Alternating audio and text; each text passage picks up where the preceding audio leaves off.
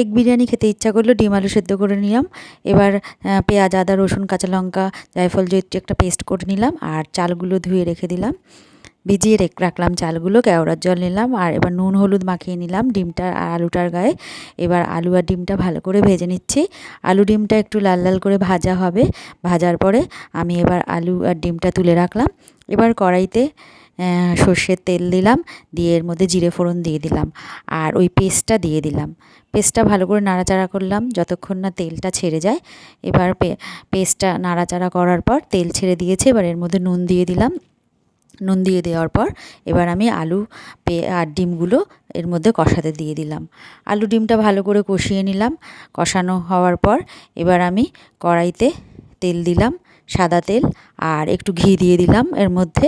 তেল আর ঘিটা দিলে বেশ ভালো গন্ধ হয়, তো তেল আর ঘিটা দিয়ে দিলাম। আর গোটা গরম মশলা ফোড়নটা দিয়ে দিলাম। আর একটা বাটিতে কেওড়ার জল দিয়ে দিলাম। এবার এই জলটা ওর মধ্যে দিয়ে দিলাম, আর মশলা মাখা আলু আর ডিমটা এর মধ্যে দিয়ে দিলাম। দিয়ে দেওয়ার পর এবার চালটাও দিয়ে দিলাম, ধুয়ে রাখা চালটা দিয়ে দেওয়ার পর এবার একটু ফোটার পর আমি ঢেকে দিলাম। এবার আমার বিরিয়ানি রেডি হয়ে গেছে। এবার রায়তা দিয়ে বিরিয়ানি, উফ, দারুণ টেস্ট হয়েছিল খেতে।